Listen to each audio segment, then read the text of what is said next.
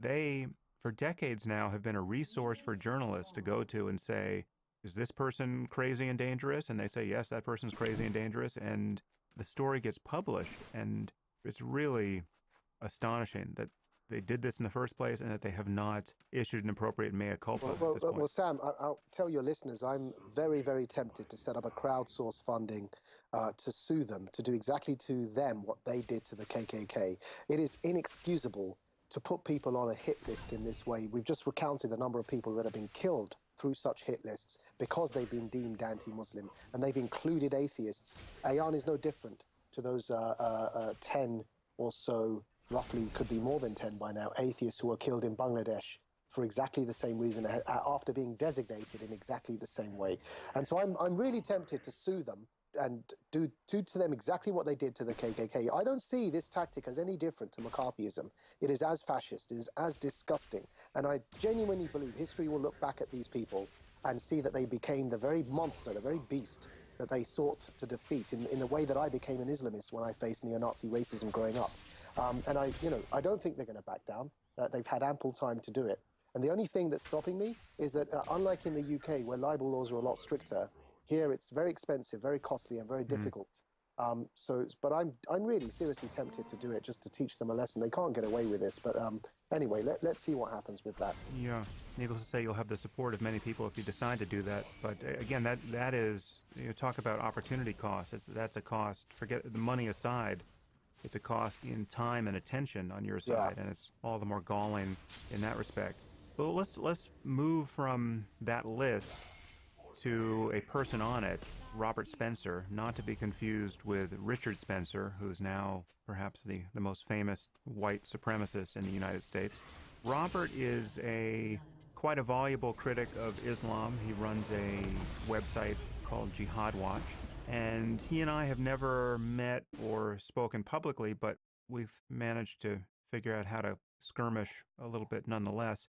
And this speaks to the larger problem of not being able to figure out who anyone is or how sullied anyone should be by association. And this is a problem that you and I both have ourselves. We wound up on that list, as did Robert, and Robert, I'm sure, feels it's no more justified in his case than it is in yours or Ayan's. He's associated with people like Pamela Geller, and I don't know how much daylight there is between Robert and Pamela. And I've spoken about this on the podcast before. I don't know how much anyone deserves their reputation for Islamophobia or bigotry or anything else that's unsavory in this Yeah. area. Yeah. At one point on my podcast, I spoke about this problem quite transparently, and I spoke about it with respect to Robert. I said, listen, I see that Robert has been stigmatized in this way. I have been stigmatized in this way. I know I don't deserve it. I don't presume to know whether Robert deserves it in his case, but I see the cost in this. I see the reputational cost for someone like Robert because I have to think long and hard whether I want to have anything to do with him. And I Yeah. know people are doing that to me based on what's happened to my reputation Yeah. at the hands of people like Glenn Greenwald and all the usual suspects. It is like toxic waste. It just spreads around and it's very difficult to clean up, and no one has enough time or attention to figure out what the hell's going on, and you just have to pick your battles. And so I said this really pissed Robert off, and he's attacked me for for not having him on the podcast, for not engaging him. He's attacked me for my collaboration with you. He doesn't trust you. Mm. No surprise there. So it's a mess, and I'm reasonably convinced that there's a fair amount of confusion operating even here locally with Robert and yourself. So, for instance, before you answer, I would guess that you think there's probably significant daylight between me and Robert, and you think Robert probably is a bigot, or at least deserves some of his reputation for being a bigot. I'm guessing that, and he thinks you're, if not a stealth Islamist, someone who I really shouldn't trust as much as I do. Mm. And that's where we are. I am prepared to believe that both of you are significantly confused about the other. I know Robert is confused about you.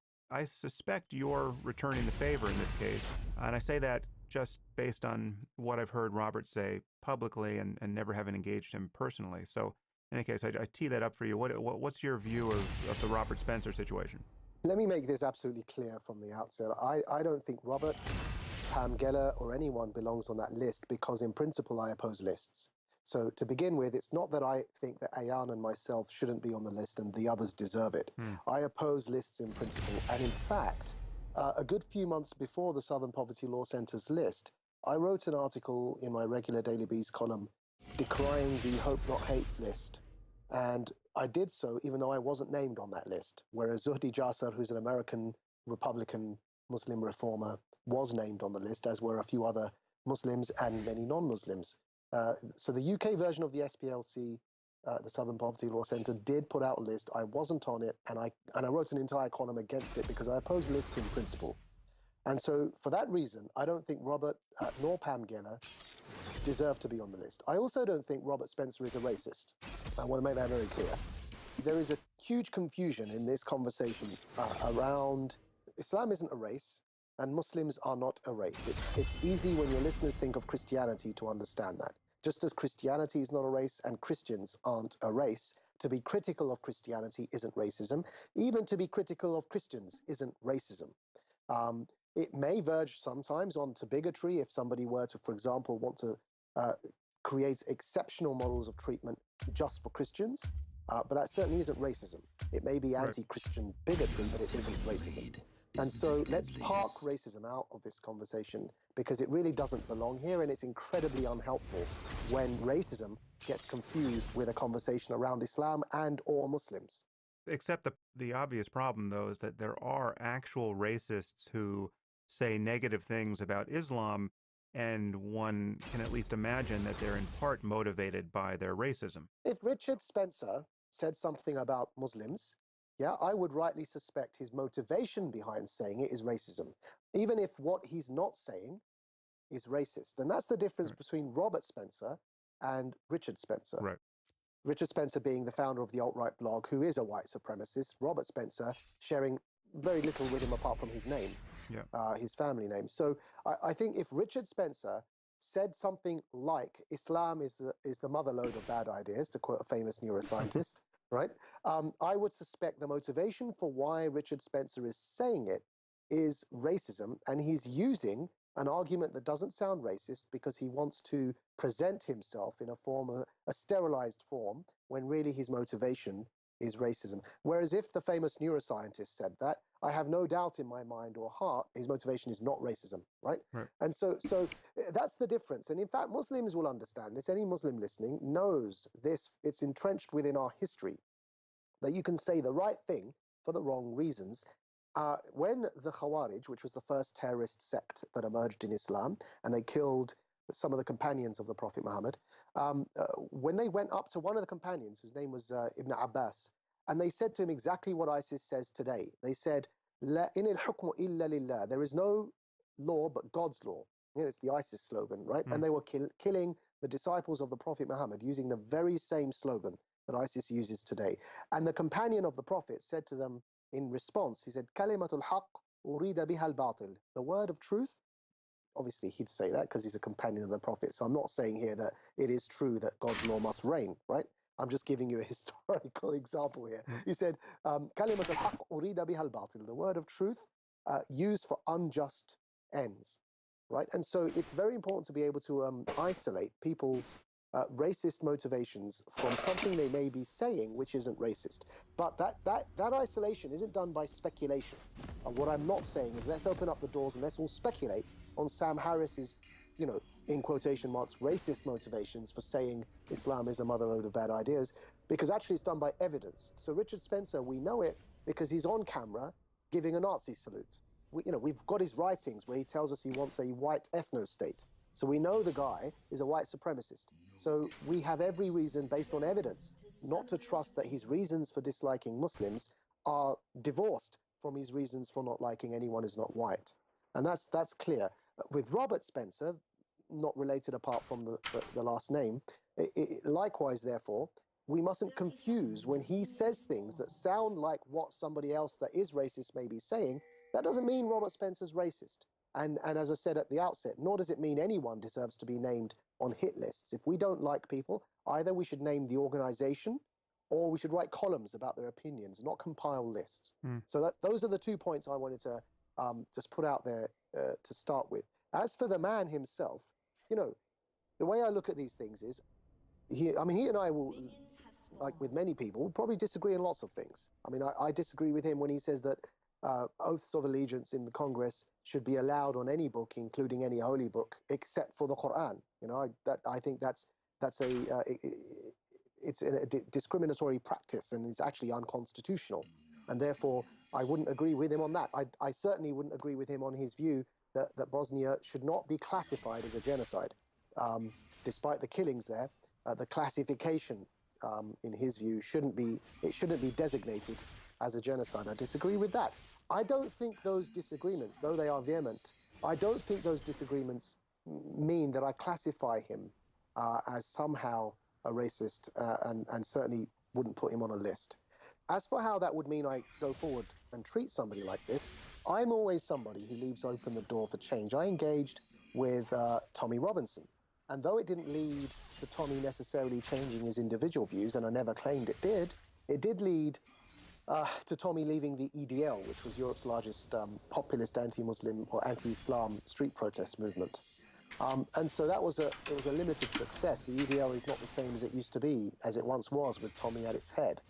And so engagement is always there as an option, but timing and time and how much someone's force fields are diminished by a previous collaboration are all relevant factors to how and when and who you engage with.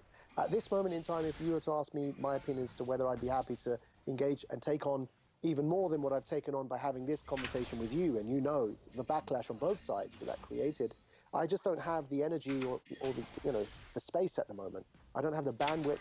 I don't have the let's say my force fields need some time to replenish before I engage on any other form of, I did Tommy Robinson. It led to him leaving the EDL. Then I spoke with you. I'm not averse to speaking to people, and I think perhaps you've assumed that I'm more critical of somebody like Robert than I may well be. I'm perfectly, let's just say my understanding of the importance of dialogue outweighs my vehement disagreement on exactly, those two areas, for example, that I mentioned. With anyone, I would speak to Islamists who hold views far worse than Robert does, with a view to hoping that the dialogue in that sense leads them to a more centrist liberal ground.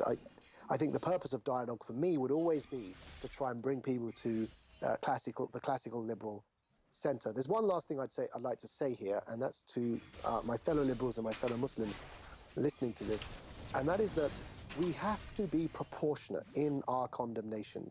I vehemently, as I've said, would disagree with Robert on this notion that any book can be used for an oath of allegiance when swearing somebody in on any official capacity in Congress or the Senate or anywhere, except the Quran. I vehemently disagree with that view.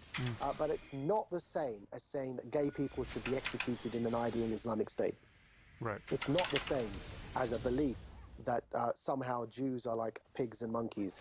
It's not the same as a belief that adulteresses or adulterers should be stoned to death, or that limbs should be chopped off for various crimes, or that apostates should be killed. And by the way, these beliefs aren't just fairy stories. They are beliefs that are backed up by force in states, not just ISIS. Let's keep that in mind. But Iran and Saudi Arabia and Pakistan, where apostates and blasphemy and homosexuality are punished. So it's not the same as being a fellow traveler for regimes that actually kill people for these things. And so it's really important for my fellow liberals and Muslims to put our disagreements with somebody like Robert Spencer in proportion to the real bad world out there and what's actually going on. The people that are attempting really to destroy our civil liberties are those people that support those sorts of regimes, like Iran and Saudi Arabia, and other Islamist organizations that are non-governmental and definitely jihadist terrorist organizations that make it their business to hunt people like me down and kill me. I've got no doubt Robert Spencer is engaged in anything similar to that. So I want to seize on this issue of the swearing in on the Bible or the Quran because it connects to Keith Ellison, I believe, who Robert has been quite exercised about. But first, I want to clean up a mess that I may have made. I now have echoing in my ear my own use of the word Islamophobia from several minutes ago. And I don't know that the scare quotes of derision were conveyed by my tone there, because I don't want to be one of these people who uses this term as though it were a legitimate one. I think this term has been consciously engineered to prevent us from talking honestly about Islam, Islamism, jihadism, etc. I just want our listeners to know that I have not caught the virus, or if I did, I've only had it for about 5 seconds. And I also don't want to have caricatured Robert in my effort to untangle my previous mentionings of him on the podcast. I have no reason to believe Robert is a bigot and someone I couldn't have a perfectly reasonable conversation with. I simply don't know. And given how much I talk about this issue and how loath I am to keep talking about it, I, like you, feel as a matter of priority, a public engagement with Robert is probably not on the calendar anytime soon, but I don't mean to stigmatize him in the way we're talking about him. But the issue is, again, it comes back to points of confusion about who anyone is, and Robert is impressively confused about you, it seems to me. And one reason why he's confused is your recent endorsement of Keith Ellison to head the DNC. And you might just say who Keith Ellison is and why you endorsed him. The only things I've ever said about Ellison are from 5 years ago, where I saw an interview he did on Real Time with Bill Maher, where he was obscurantist about the link between Islam and jihadism in a way that I've come to expect of obscurantists, and he said he didn't seem to say anything reasonable in that context, so I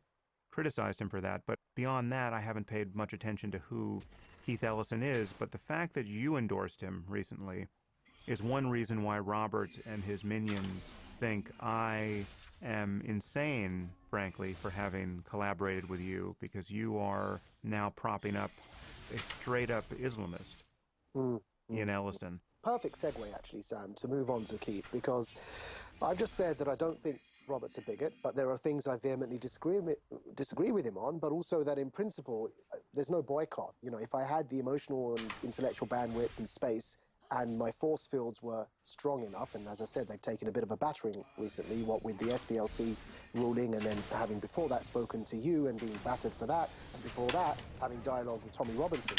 Spell that out a little bit more.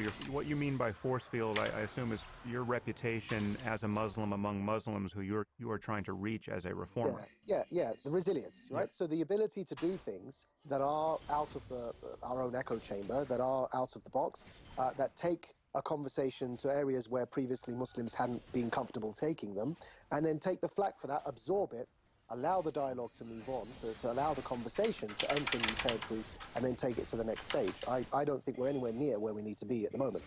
But it takes, one takes a hit to their reputation for doing things that are unprecedented.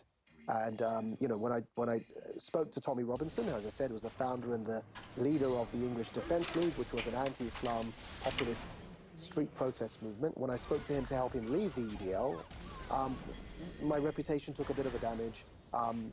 People like the British version of Reza Aslan, Mehdi Hassan, have never forgiven me since then. And though my objective was very clear, it wasn't to change Tommy Robinson, and we never claimed Tommy's views had changed. It was to have him leave the EDL. And the subsequent dismantling of that organization is a good thing that we must bank.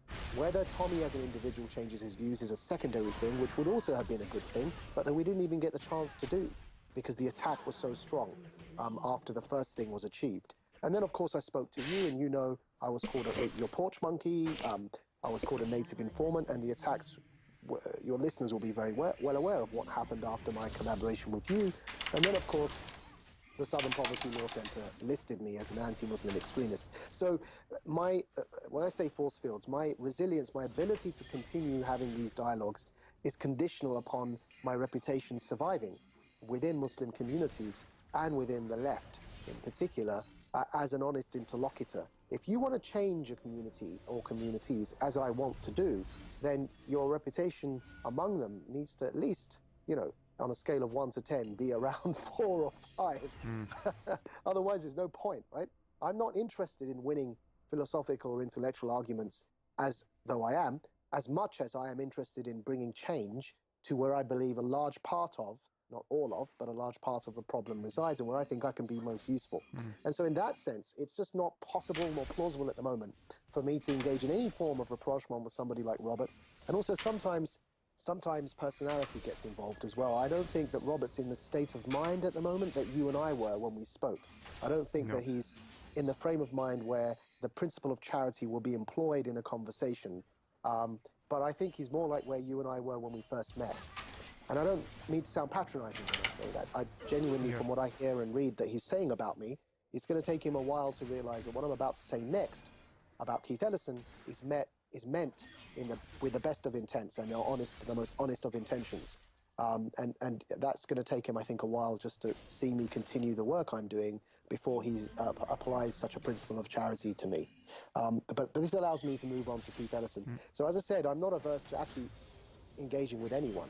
And as I engage with Tommy Robinson, and as I, in principle, wouldn't be averse to engaging with somebody like Robert Spencer, I likewise am not averse to engaging with somebody like Keith Ellison. And for me, there's no difference. Whether somebody disagrees with me and I disagree with them vehemently on the anti-Islam spectrum of things, or on the too much Islam kind of Islamist spectrum of things, I see them as one and the same, that it's a spectrum of engagement. And my aim will be to bring everybody to what I believe is a classically liberal, human rights grounded, critical and skeptical center that is also muscularly liberal, though. The only thing we mustn't be skeptical about is our commitment to pluralism, human rights and liberal values. It's the only thing that we are certain of, and that is that nothing is certain, and that people making truth claims are not true. And so my reasons for actually extending an olive branch to somebody like Keith Ellison are multifaceted. And the first one, I think, is clear. It's everything I've just said, that actually because I've engaged with the anti-Islam, let's say anti-Islam speakers and activists now for a while, I think it's probably about time to balance it out and to engage on the Islamist side again and on the Muslim side again. And so that's a pragmatic reason number one. And it's that balance that deters the future SPLC from listing me again. So that's reason number one. I'd say reason number two is a bit more political. I'll give you an analogy with the Mayor of London, Sadiq Khan. He, very much like Keith Ellison, was a politician. Now, let's be fair to politicians. And so I'm going to caveat what I'm about to say. It's not that they are bad human beings, but all politicians are opportunistic. It's the nature of the game. And as I say, it's not to say they're bad human beings. The nature of politics is it forces you. That's the job description. You have to seek out an opportunity that you can capitalize and exploit for political gain. And that's how you maneuver, like a chess game. Politicians' lives are like a chess game. And so by definition, whether they want to be or not, they have to be opportunistic. Otherwise, by definition, they wouldn't be politicians. And so like Keith Ellison, the now Mayor of London, Sadiq Khan, was an opportunistic politician. Before being mayor, he was a low-ranking local member of parliament in an area called Tooting in London. And most of his support base, because he has a British Pakistani Muslim background, opportunistically, much of his support base to get elected came from the Muslim community. But if you're going to get elected from the Muslim community in this day and age, your opportunism is going to reflect where Muslims are when they are surveyed. And you and I have spoken about this in our book, in our collaboration.